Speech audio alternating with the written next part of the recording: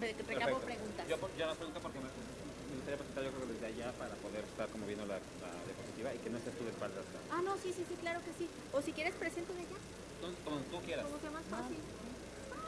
Pues entonces va a ser más fácil, ¿verdad? Como tú quieras. Ven, nos vamos para allá. Perfecto. ¿Verdad?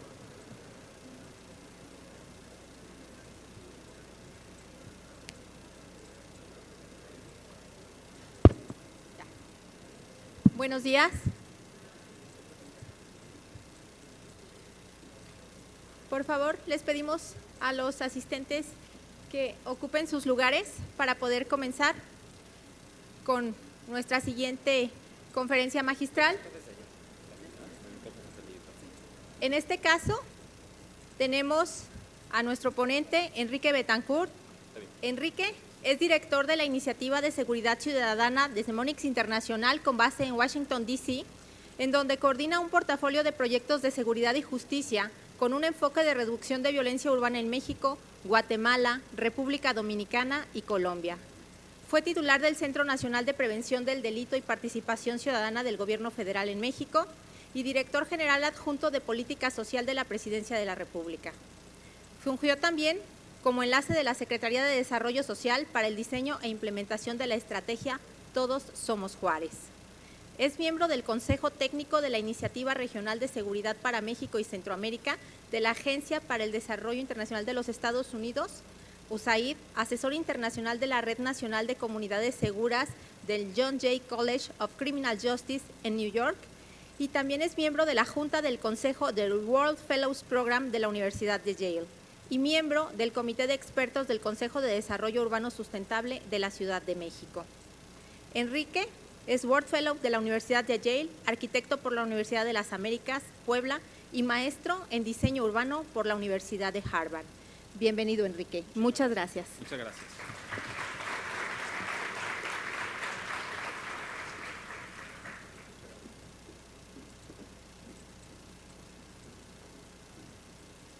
Bien, buenos días. Muchas gracias a todos por estar el día de hoy aquí. Gracias a la universidad por la invitación, a los organizadores. Muchas gracias a los panelistas que aceptaron mover el panel que estaba programado para esta hora, para que yo hiciera esta presentación y acomodar temas de viaje para mí. Quiero agradecerle al equipo de Juntos para la Prevención de la Violencia, el proyecto de USAID en México, que también, con el cual comparto funciones. Gracias a Daniel, gracias a Pepe por estar aquí.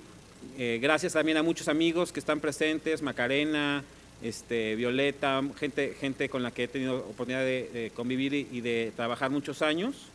El día de hoy vengo a presentar concretamente una aproximación, una forma de acercarse a los temas de seguridad ciudadana que, a título personal, lo digo, me parece es una de las herramientas, una de las aproximaciones que más me ha llevado la atención en los últimos años. Es una metodología con la cual tuve contacto por primera vez hace unos 6 años, gracias a Pepe Lobo, que está aquí, que la conoció, me la presentó, y a lo largo de estos 6 años he tenido la oportunidad de estar cerca del grupo de personas que ha desarrollado esta metodología para reducción de violencia en los Estados Unidos, y que ha llamado la atención de académicos y de implementadores, de gente de política pública, por su efectividad, bajo costo y su capacidad realmente de brindar resultados.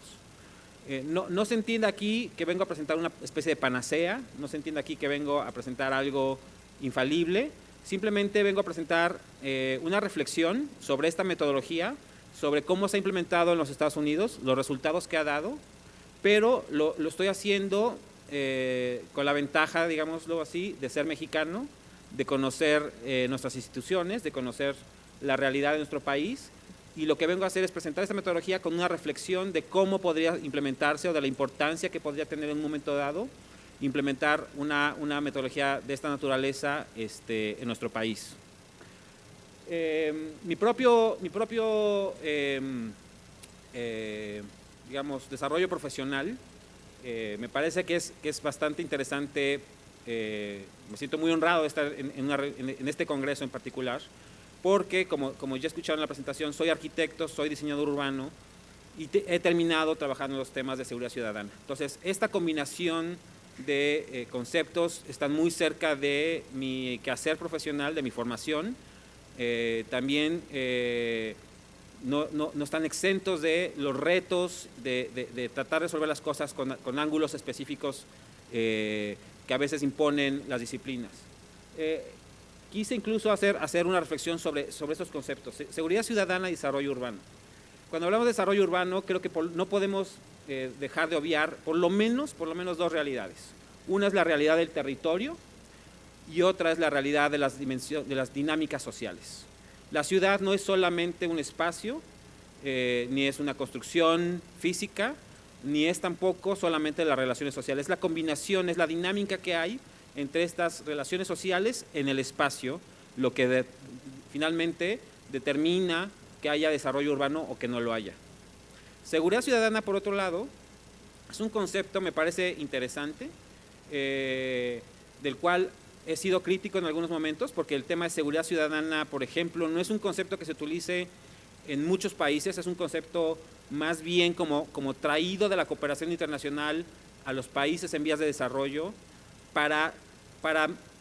con la necesidad, digamos, de tener una mirada distinta hacia el tema de seguridad y decir, la seguridad no solamente es materia de lo policial, o la seguridad no solamente es materia de la justicia, sino también la seguridad implica la co-construcción de seguridad con la ciudadanía.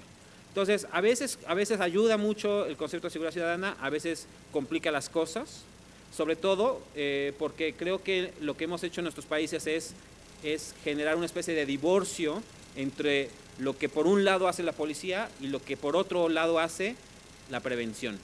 Entonces, ¿de qué lado de la seguridad estás? ¿Estás del lado de la seguridad dura, represiva, o de la justicia, dependiendo ahí, pero digamos en el imaginario popular, pero incluso lo vemos en cómo se diseñan nuestras policías, cómo hay una policía que es más operativa y cómo hay una policía que es más de proximidad, con tintes más sociales, pero donde realmente no vemos que el jefe de la policía tenga mucha confianza, o cómo vemos un Centro Nacional de Prevención. The meeting has been extended by the moderator.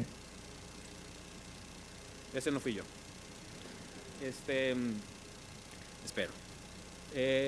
Entonces, bueno, este divorcio que haya de pronto entre la idea de prevención y la idea de reacción, me parece que también viene nutrida por a veces esta noción de seguridad ciudadana. Es importante ver que la seguridad ciudadana, en el mejor de los casos, tendría que ser la conjunción de herramientas, estrategias preventivas, políticas sociales que ayuden a emparejar las cosas en nuestros países, justicia y seguridad que pongan con mucha claridad el rol del Estado, el Estado de Derecho, y por otro, la participación ciudadana como una de las piezas que no deben de faltar. Voy a pasar algunos minutos como haciendo una serie de planteamientos que me van a ayudar a después explicar la idea de disuasión focalizada, espero, de una forma más clara para todos.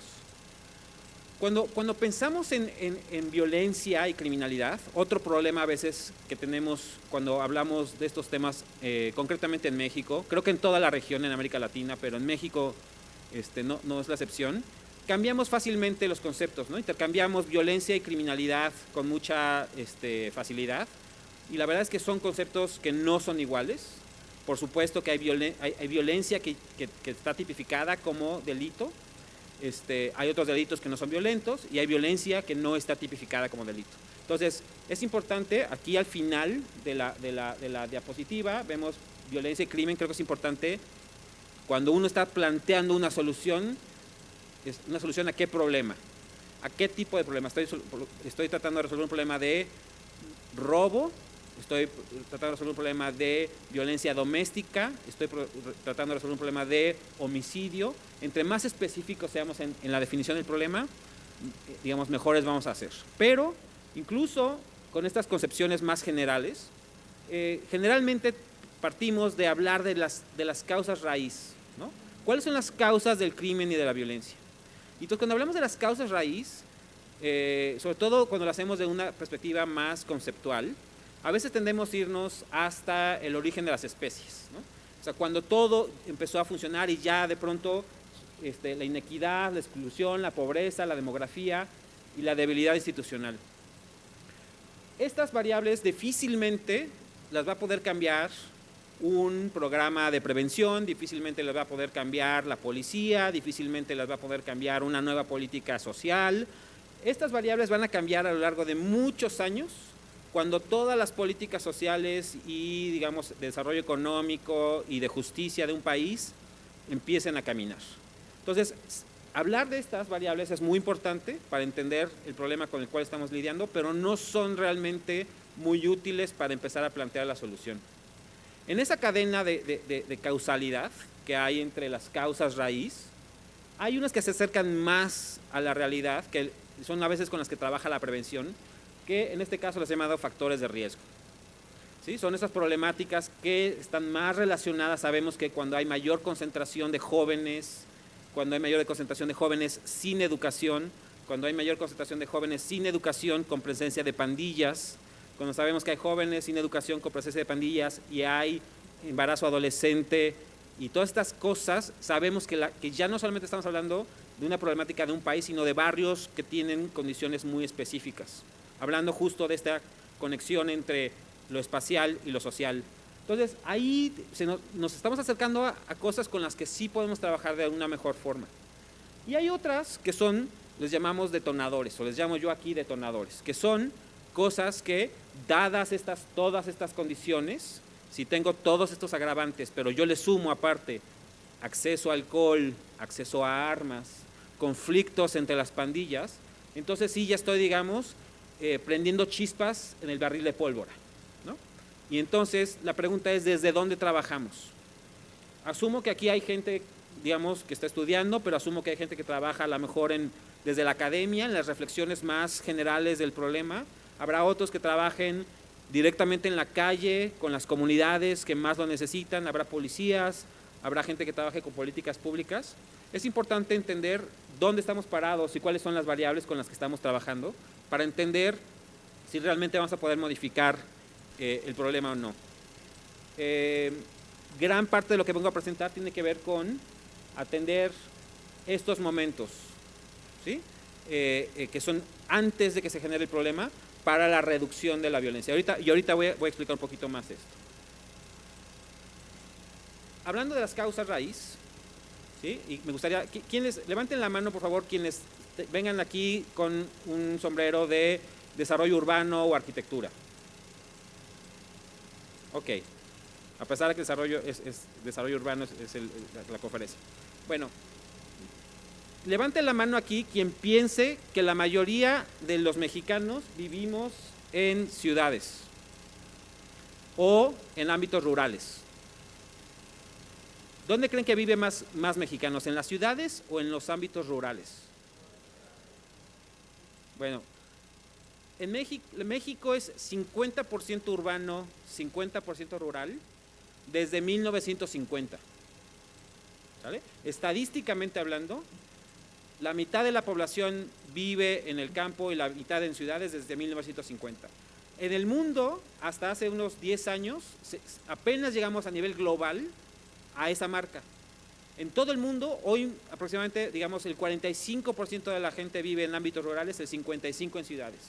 En México, hoy vivimos 80% de la población, de acuerdo a INEGI, en ámbitos urbanos. Aquí está la tabla de crecimiento de población urbana contra rural en el país, con datos oficiales. 1900, este naranja era la población urbana, 1910, 20, 30, 40, les digo 50, más o menos estábamos en equilibrio, pero ya a partir de eso, vean aquí cómo crece la población urbana en el país y luego cómo ese crecimiento de alguna forma se desacelera. Al punto en el que hoy estamos en el 80, prácticamente en el 80%, se calcula que para 2020 sea ese el dato. ¿Qué pasó de 1950 al año 2000, por ejemplo, en términos de población? Éramos 50% urbanos, 50% rurales, pero éramos solamente 25 millones de mexicanos. Quiere decir que 12.5 millones de mexicanos vivían en el campo y 12.5 vivían en las ciudades. De 1950 a 2000 pasamos de ser 25 millones a ser 115 millones de mexicanos. Entonces, cuando digo somos 80% urbanos, lo que estamos diciendo es que 75 millones de mexicanos, ¿sí? 75 millones de mexicanos se mudaron a las ciudades o nacieron en las ciudades y llegaron a las ciudades pidiéndoles a sus gobiernos locales calles, escuelas, recolección de basura, agua, alumbrado, seguridad pública, policía, ¿no? Todos los servicios que todos necesitamos. Entonces, imagínense ustedes a una entidad que ofrece servicios como el municipio teniendo una demanda de esta cantidad.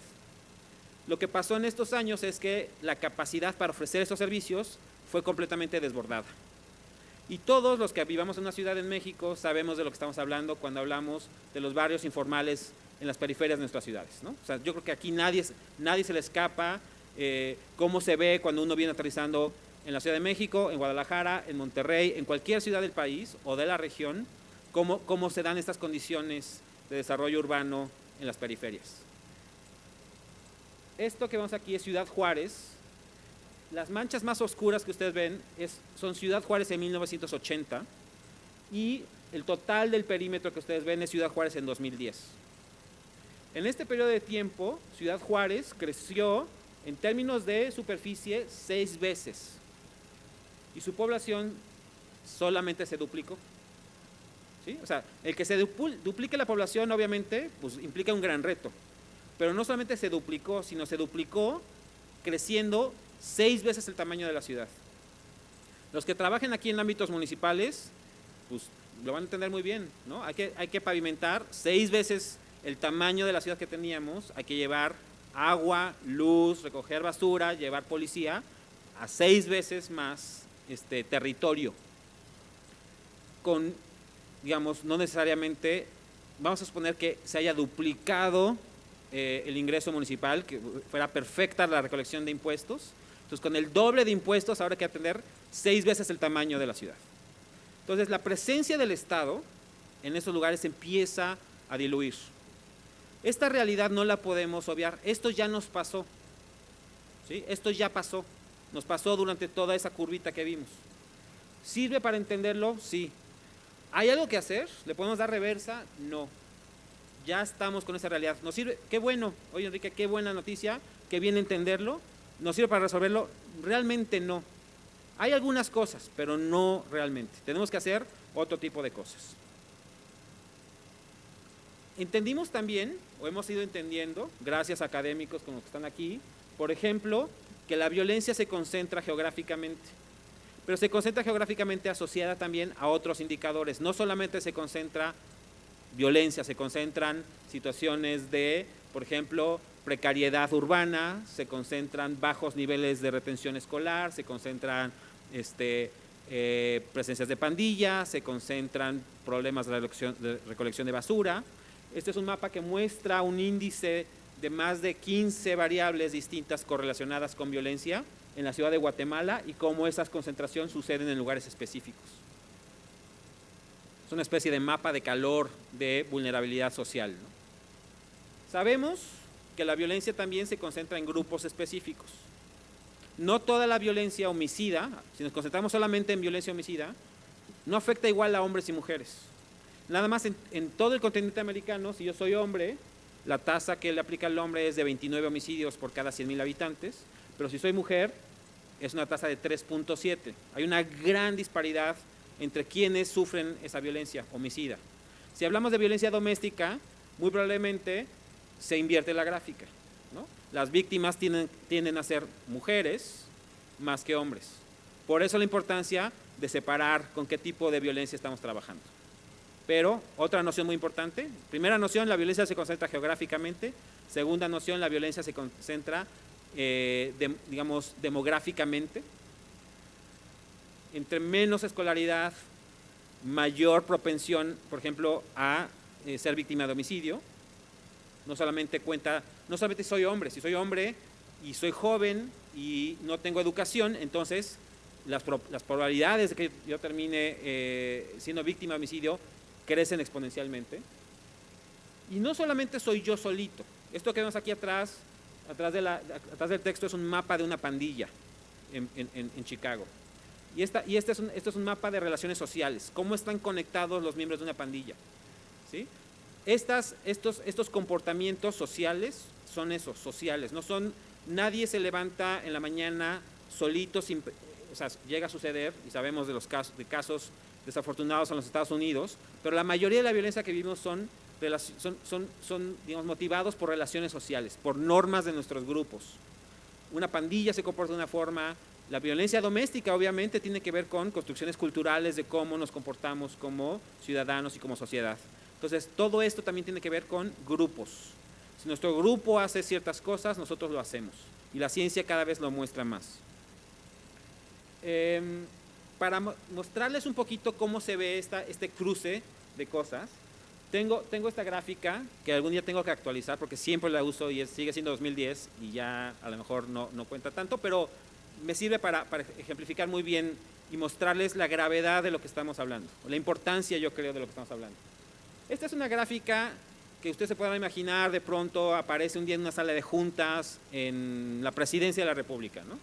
Se usaba cuando yo estaba en aquel entonces y la discusión era muchas veces, oye, ¿cómo es posible que nos vaya tan mal en los medios con una tasa de homicidios como la que tenemos, 17.9, cuando la verdad, aquí no aparece Brasil, pero Brasil estaba en 34 homicidios por cada 100.000 habitantes, Colombia igual, están al doble, nadie está hablando mal de Colombia.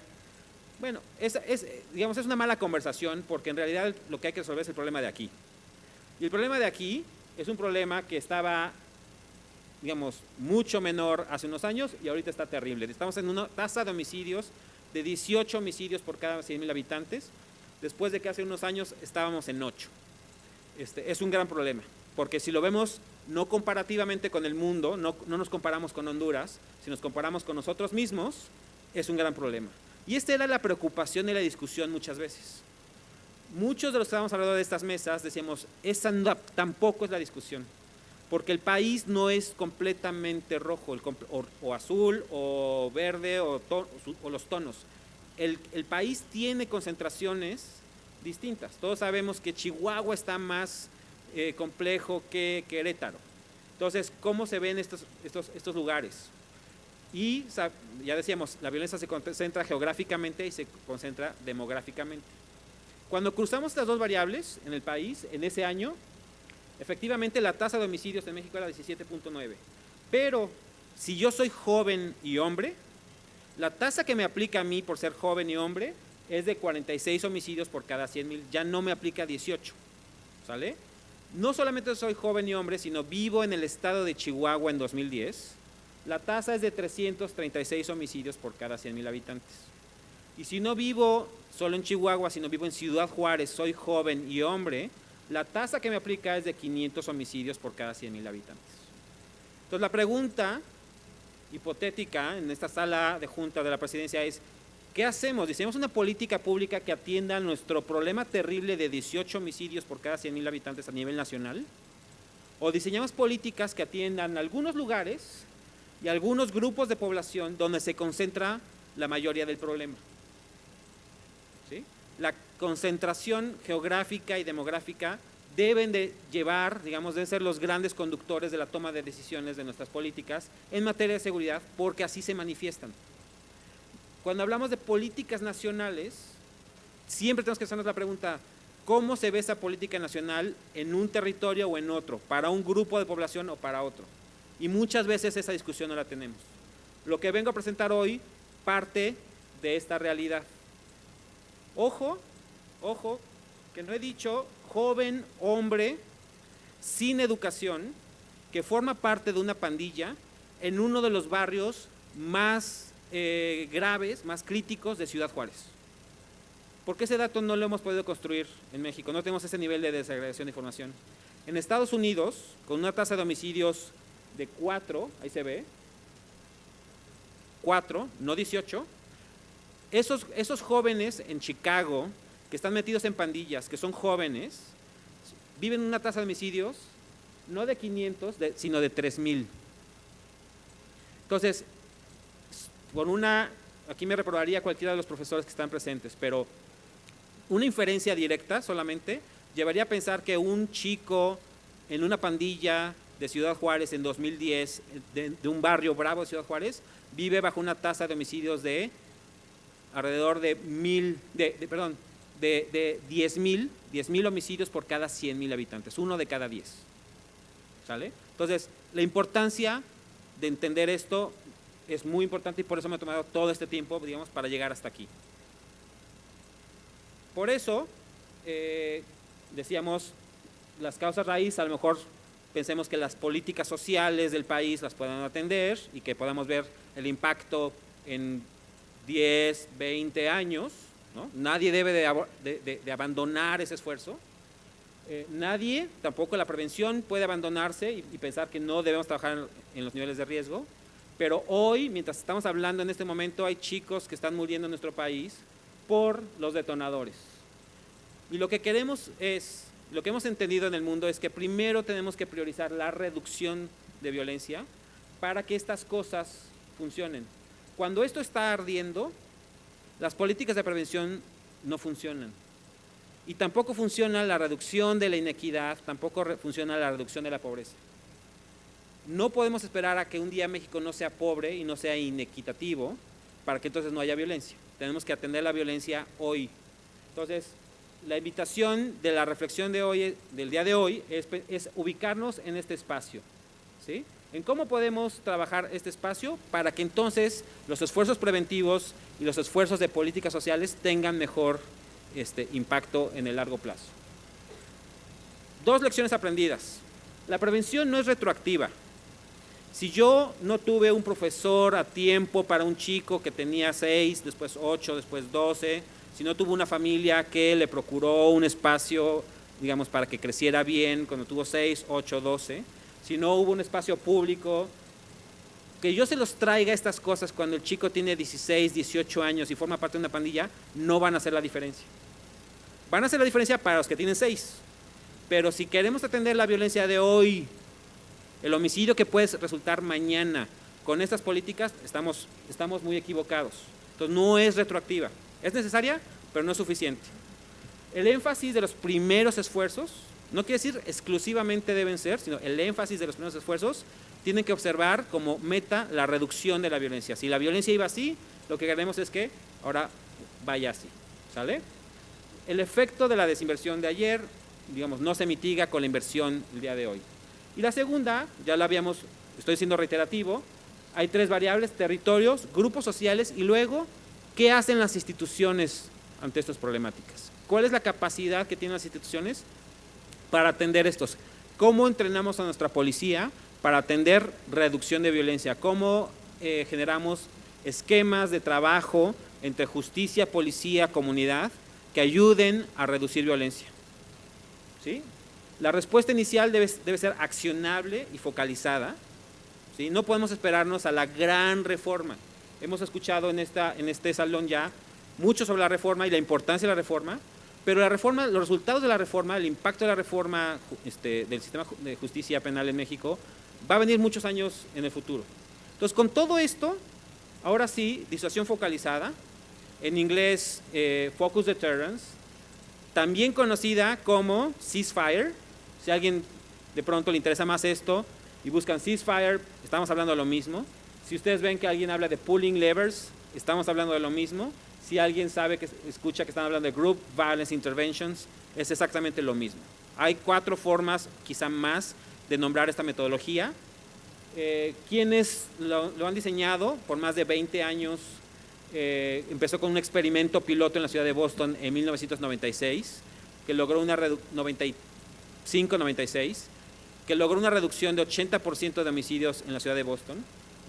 Lo han hecho muy, muy enfático. Este no es un programa, es una aproximación. Cuando ellos dicen es una aproximación, se refiere a una forma de acercarse al problema desde un ángulo distinto, ¿sí? Implica una asociación local, súper, hiper local, a nivel de barrio, entre la policía, los actores, los operadores de justicia, las redes de soporte social ONGs, programas de desarrollo social, gobierno federal, estatal, municipal, todo lo que pueda haber como red de soporte y las comunidades que sufren la violencia. El centro que desarrolla la metodología, donde está, digamos, todo este conocimiento y da toda esta asistencia, está en el John Jay College of Criminal Justice de Nueva York, a través de la red de de comunidades más seguras, y parte de muchos de esos principios. Ellos, por ejemplo, se dieron cuenta que el 0.5% de la población, no el 1, la mitad del 1% de la población es responsable hasta del 50 o 75% de los homicidios de una ciudad. Un grupo minúsculo. De verdad es muy chiquito el grupo responsable de los homicidios en un lugar. Cuando ustedes ven este mapa aquí, estos puntos rojos, estos son los responsables de la violencia de toda esta red, y toda esta red es una pandilla. Entonces, dentro de las pandillas mismas, hay quienes son responsables de la violencia y hay quienes son afiliados, ¿sí? Todos formamos parte de algún grupo, ¿no? Y esos grupos se comportan igual. Entonces, si uno está en un grupo que le va a las Chivas, hay unos que son más clavados que otros. Hay unos que traen la playera todos los días y van a las porras y toda la semana están pensando en las Chivas, y hay otros que nada más van una vez al año, pero están en la lista de aficionados de las Chivas. Bueno, lo mismo pasa con estos grupos, ¿sí? Perdón si hay alguien que no le va a las Chivas. Entonces, bueno, igual, esta metodología, esta aproximación, le pone la atención al 0.5%, lo cual implica ya un gran reto para nosotros, que es cómo afinamos el lente para saber quién es ese 0.5%, ¿no? ¿Lo podemos hacer desde el gobierno federal en México? Muy difícilmente. Yo diría imposible. Esto tiene que ser de trabajo en la calle. Y aquí es cuando entonces empieza a hacer sentido tener una policía comunitaria. No para pasear al perro, no para repartir folletitos, ¿no? Ni para estar el día que están los payasitos en el parque. Es para recopilar información de quién es este 0.5% que hay que atender de una forma especial, porque ahí está el 75% del problema. Entonces, este marco de intervención tiene la atención directa y sostenida. Sostenida es una palabra muy importante aquí. No es una charlita y bueno, ahí nos vemos. Es sostenida, es marcación personal a un grupo, a los grupos activos, perdón por la falta de ortografía o de redacción, a los grupos activos en violencia a través de una asociación coordinada de líderes, proveedores de servicios y sector justicia. El enfoque explícito en este caso es homicidio, pero podría ser otra cosa, podría ser violencia doméstica. Se ha intentado en violencia doméstica con los mismos resultados. Solamente hay que escoger de qué tipo de violencia estamos hablando. Y los elementos centrales son consecuencias legítimas, expeditas y certeras. Es muy importante que la justicia se haga rápido y que sea, digamos, puntual, que haya una oferta de ayuda, la zanahoria, y un rechazo moral a la violencia, que la comunidad donde está normalizada la violencia diga: no creemos que esta violencia está bien, no hay tonos de gris, hay cosas buenas, hay cosas malas, este comportamiento moralmente no lo queremos en esta comunidad. Disuasión, no represión. El objetivo es hacer que las consecuencias sean tan claras y creíbles que nadie las quiera. Los que sean papás aquí es como tener un hijo y decirle: si vuelves a hacer tal cosa, te voy a castigar, y no lo castigas, y le vuelves a decir, después de 10 veces que le dijiste que lo ibas a castigar y no lo castigaste, ya el niño sabe que no lo vas a castigar, ¿vale? Si tú al niño le dices: oye, eso no está bien, aquí hay una consecuencia, y se la haces ver, el niño, a lo mejor no a la primera, no a la segunda, pero a la tercera va a entender, va a asociar que este comportamiento trae una consecuencia negativa. Lo mismo pasa con estas comunidades, con estos grupos. Si el Estado está diciendo: esta nueva ley, reforzaremos la nueva ley, meteremos más presupuesto, castigaremos más duro a aquellos, no sé qué, pero la verdad es que no pasa, estas comunidades se dan cuenta, todo el mundo se da cuenta que eso no va a suceder. Entonces, está en el cumplimiento de las normas, no necesariamente el indicador no son los arrestos, son las normas. es una estrategia de control, ¿sí? O sea, es una estrategia de control, pero el control ya significa que hubo una falla previa. Y la idea aquí es salir, digamos, me voy a ir a la parte más de aquí abajo, es para estos grupos es muy importante poder salir de la violencia de una forma honorable, ¿sí? ¿Qué es honorable para un miembro de una pandilla? Pues salir porque la policía te obligó, salir porque se crearon un camino o se creó una presión para que salieras de esa conducta con cierta presión, ¿sí? No, un miembro de una pandilla no va a irse a un coro o no se va a ir a un equipo de fútbol de la noche a la mañana. No digo que no pueda suceder, pero la mayoría no sucede. Entonces, tenemos, digamos, lo que asume esta aproximación es que hay que meterle presión a este grupo y hay que ponerle la zanahoria. Es decir, aquí va a haber una serie de beneficios si tú cumples con estas normas, pero si no las cumples, quiero que sepas que hay, con mucha claridad, consecuencias. Y hay un grupo, aquí empezamos ya a hablar un poco de cómo se implementa esto, hay un grupo especializado en estarte observando. La metodología, buenas noticias yo creo para un gobierno como los gobiernos locales en México, reduce violencia urbana, somos 80% urbanos, la mayor parte de nuestra violencia sucede en nuestras ciudades, restablece la legitimidad de la policía, nos urge, fortalece comunidades marginadas, nos urge, reduce el uso de la fuerza policial y los arrestos, ¿sí? Porque no genera mayor tensión entre la policía y estos grupos, nos urge, y opera en gran medida con recursos existentes. No requiere de traer millones de pesos para hacerlo. Se trata de organizar y conectar mejor distintos grupos dentro de la administración municipal, estatal, federal, para atender a estos grupos. Es poner los recursos que ya tenemos, pero atendiendo a estos grupos muy en específico. La prioridad número 1 es la aplicación de la ley, responsabilizando al grupo. Como esta es una dinámica de grupo, los grupos más violentos son los grupos prioritarios de esta metodología.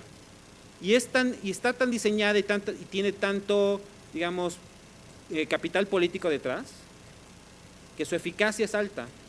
Y entonces, tú no quieres ser el grupo violento, porque si tú eres el grupo más violento, este equipo te va a caer. Y la sanción es muy clara y es muy contundente, y es muy probable que te sancionen. Entonces, no quieres ser ese grupo violento, ¿sale? Especificar qué detona este protocolo. Es importante que estos grupos sepan qué es lo que va a generar que este grupo especializado de policía y justicia les ponga atención. Es la violencia, es disparar. Si tú tomas una pistola y disparas, automáticamente te conviertes en nuestra prioridad. Si tú estás haciendo otras cosas, ojo, aquí va a ser algo que puede ser muy controvertido. Si tú estás vendiendo drogas en el barrio, para este grupo, para el Estado mexicano puede ser que estés, digamos, cometiendo un delito y vamos a perseguirlo, pero para este grupo específico no te va a perseguir por eso. Este grupo te va a perseguir y te vas a volver prioridad si eres violento. Así están haciendo en los Estados Unidos. Créanme, ahorita voy a mostrar los resultados de cómo están las reducciones, ¿sí?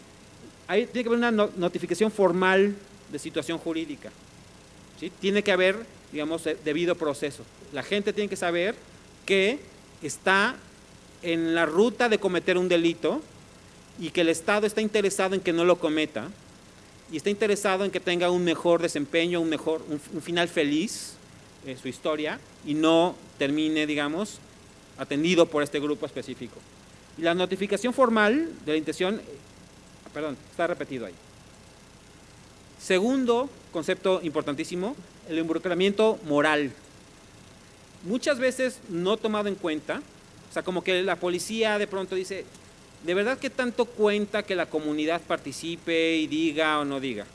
Yo he estado, decía yo que tengo la oportunidad de seguir esto, he estado en los momentos en los que interactúan con los chicos, con las pandillas. El momento clave es cuando la comunidad, en una reunión donde tiene a todos los pandilleros seleccionados para darles el mensaje, el momento clave, después de que el jefe de la policía les dijo, esto es lo que va a pasar, no queremos que terminen ustedes en la cárcel, no queremos que terminen muertos. Viene un fiscal y les dice lo mismo, y están atendiendo, Obviamente, ¿no? Está ahí la policía, está el jefe de la policía, está el fiscal, pero cuando todo cuaja es cuando de pronto se para, en el caso de la primera vez que yo fui a uno de estos eventos, se paró una mujer que se llamaba Cecilia y les dice a todos los chicos, ¿no? Rudos, les dice, a ver, por favor, cierren los ojos, ¿sí? Y todos cierran los ojos, les dice, mi nombre es Cecilia, bueno, antes de cierren los ojos, les dice, mi nombre es Cecilia, soy la madre de fulanito, todos saben quién es fulanito, fulanito murió hace un año, producto de la violencia. Quiero decirles que desde que se murió mi hijo, mi vida ha sido un infierno, y quiero que sepan ustedes que mucha gente me pregunta si el dolor que yo siento como madre después de un año ha disminuido. Y lo único que les puedo decir es que no. No ha disminuido, hay días que duele, en el pecho, hay días que duele en el estómago, hay días que me duele en la cadera, hay días que me duele en la cabeza, hay veces que no me quiero levantar, hay otros días que me siento un poco mejor, pero en la noche me quiebro.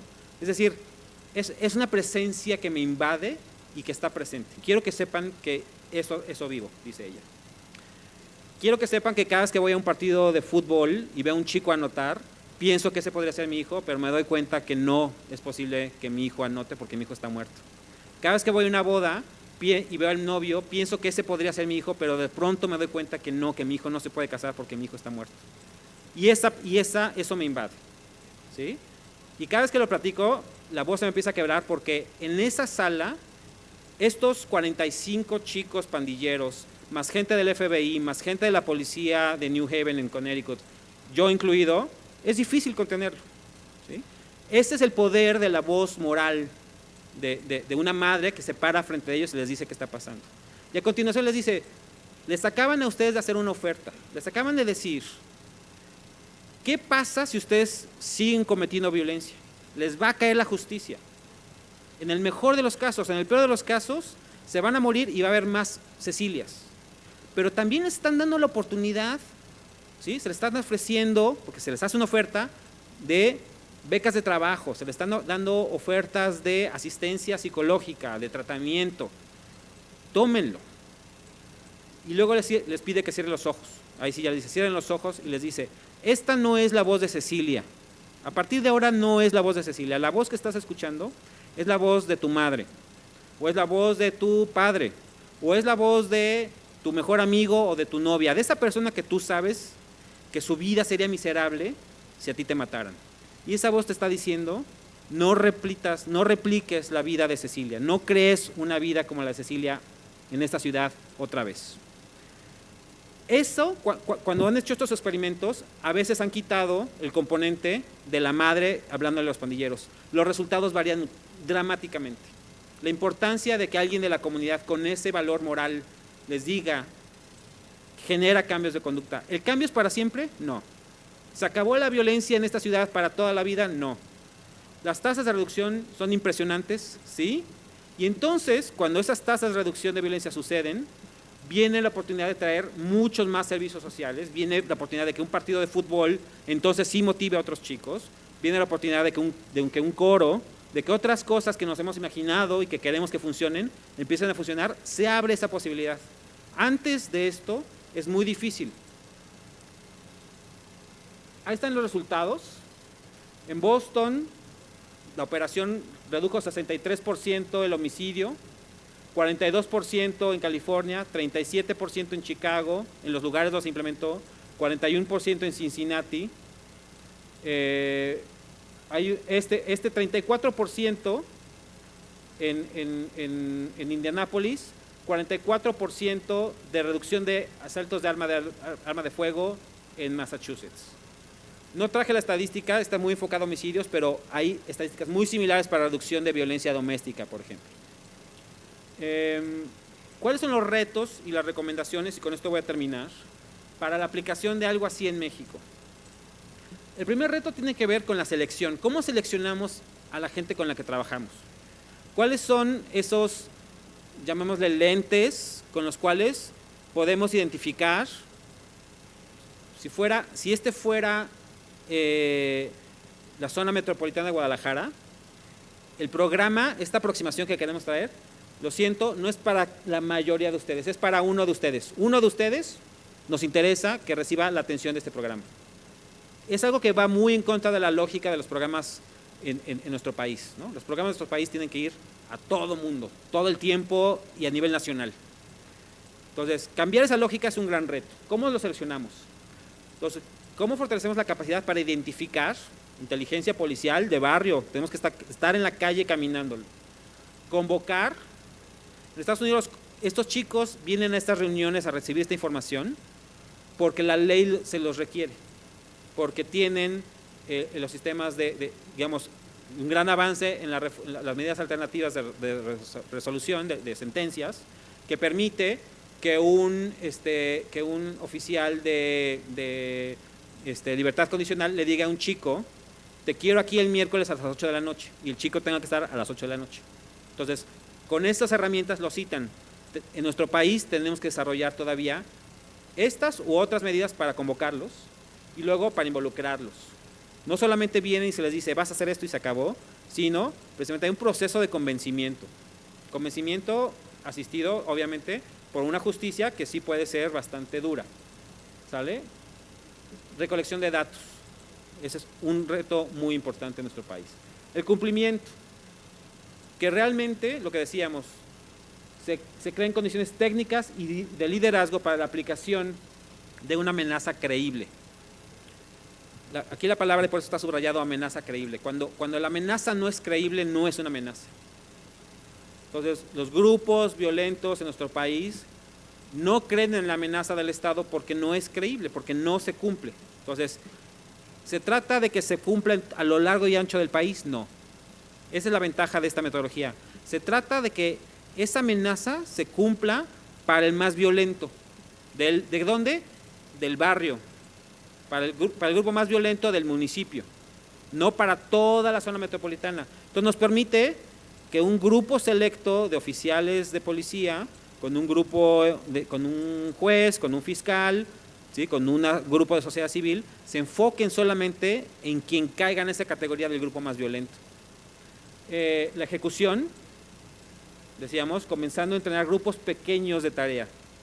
No es necesario transformar la policía metropolitana ni transformar la policía de Guadalajara para que esto funcione. Es crear pequeños grupos que atiendan problemas muy específicos. Y coordinación, la famosa palabra, para promover la participación mutuamente reforzante entre la policía, otros operadores del sistema de justicia, la comunidad y los proveedores de servicios. Creo que esa es mi última diapositiva. Sí lo es. Muchísimas gracias por su atención. Me imagino que va a haber muchas preguntas. Si pudiéramos de alguna forma priorizar las preguntas que tengan que ver con, oye, pero ¿cómo sucede tal cosa? Me encantaría que fuera así para que pudiéramos quizá tener una conversación un poquito más amplia de cómo sucede esta metodología, sabiendo que tenemos solamente 10 minutos. Muchas gracias.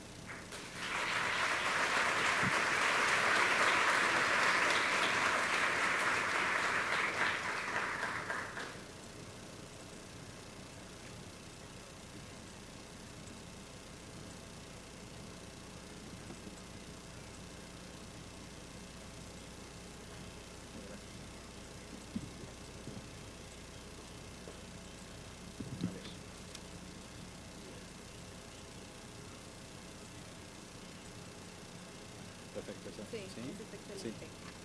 A ver, tenemos una pregunta de César Ramírez que dice, en una intervención local, ¿cuáles son las estrategias o mecanismos para garantizar la participación de los grupos sociales frente a la apatía que podría reflejarse?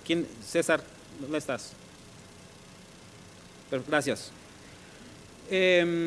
Mira, no sé, digamos, dónde trabajes o cómo veas esto. En mi experiencia, por ejemplo, cuando empezamos Todos Somos Juárez, yo creo que el tema de la apatía es un tema un poco abstracto y es un tema, la gente es apática a lo mejor ante una noción un poco abstracta del beneficio que puede recibir.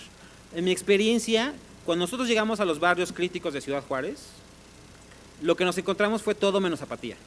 lo que nos encontramos fue, sobre todo mujeres, súper dispuestas a creer y a participar y a volcarse en cambiar su comunidad.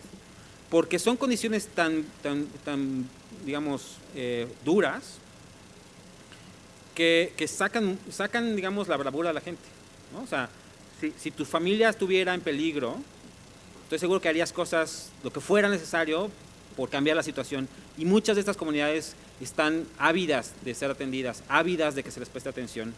No todos los chicos, cuando uno llegue, y aprovecho la pregunta, porque justo cuando uno llega con un programa social a un barrio, supongamos que lo que queremos atender es una pandilla, y yo llego con unas becas, les digo, a ver, chavos, ¿quién quiere una beca? El que levanta la mano, corriendo, y que se me para enfrente, no es el pandillero, no es el chico más peligroso, no es el chico, es el chico que a lo mejor sus papás lo han motivado, que tiene él una gran resiliencia, y viene y la pide, y le doy la beca, y está muy bien. Pero, ojo, no estoy atendiendo al 0.5%, estoy atendiendo al 95.5% que no me está causando el problema. Entonces, la beca que estoy dando me va a ayudar para que ese chico termine su escuela, pero no se va a acabar el problema de la violencia. Mañana, el 0.05% se va a comportar como se comportó ayer. Entonces, la apatía que hay que romper, y con eso termino la respuesta, es la apatía de las autoridades, apatía, ¿sí? La dificultad que tenemos las autoridades para involucrar al 0.5 y romper la apatía del 0.5.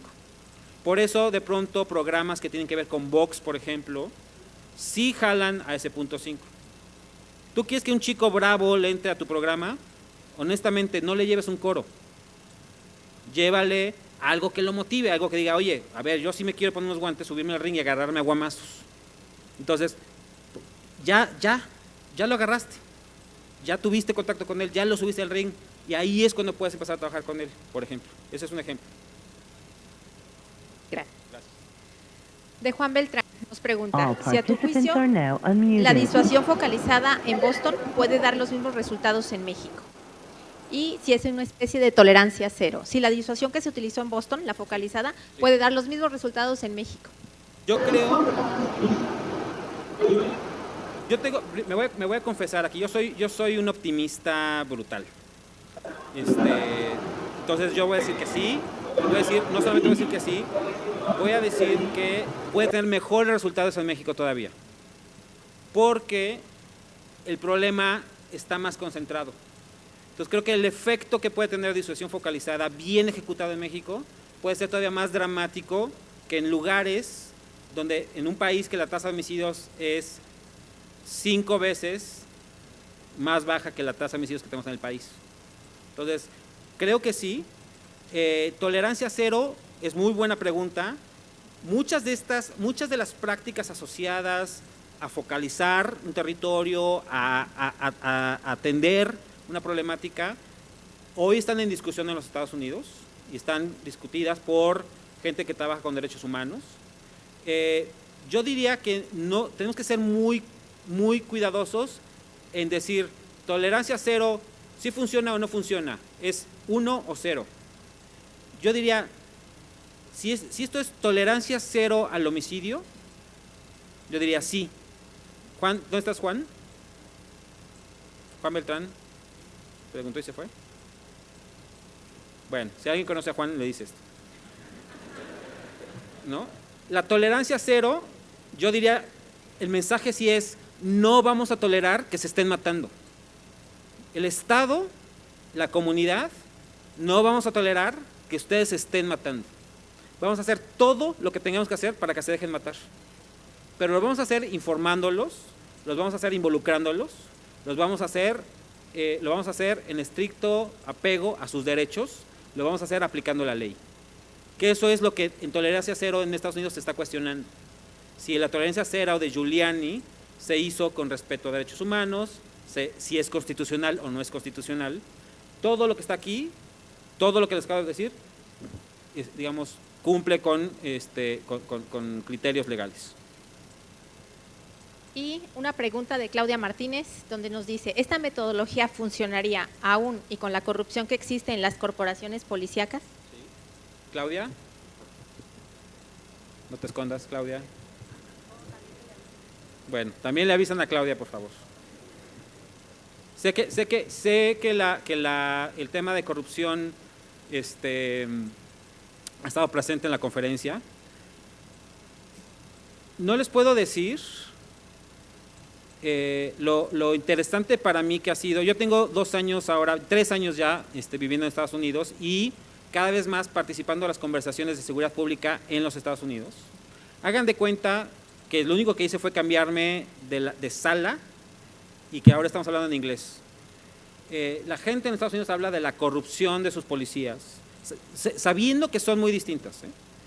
Pero lo que les quiero decir es que hubo una pregunta el día que presentamos esta metodología un día en Washington y al director David Kennedy, que es la mente que detrás de esta metodología, un reportero de Reforma le preguntó lo mismo, pero no le preguntó lo mismo, le preguntó esto en función de la confianza que tienen los ciudadanos hacia su policía en Estados Unidos versus en México.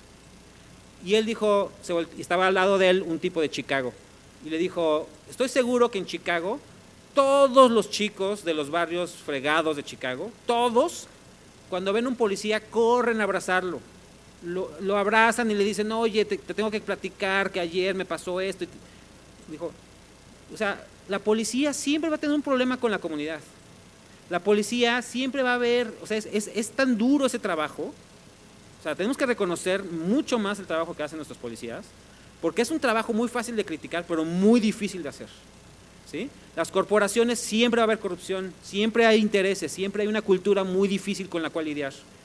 Esto está funcionando en lugares donde la policía está cuestionada, esto está funcionando en lugares donde la policía tiene ciertos niveles de corrupción. Cuando un cuerpo policial está completamente corrompido, definitivamente creo que va a ser mucho más difícil lograrlo. Cuando hemos pensado esto para Ciudad de México, dada la escala de Ciudad de México, hablando con la gente de la Secretaría de Seguridad, digo, oye, ¿cuántos policías tienes? 50,000, sí, más o menos. ¿Crees que de estos 50,000 podemos encontrar 25 que puedan hacer el trabajo?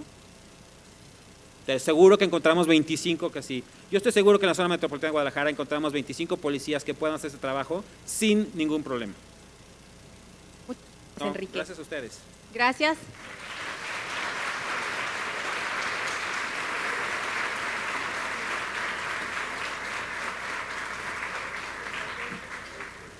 A continuación, tenemos un receso de 10 minutos. Gracias.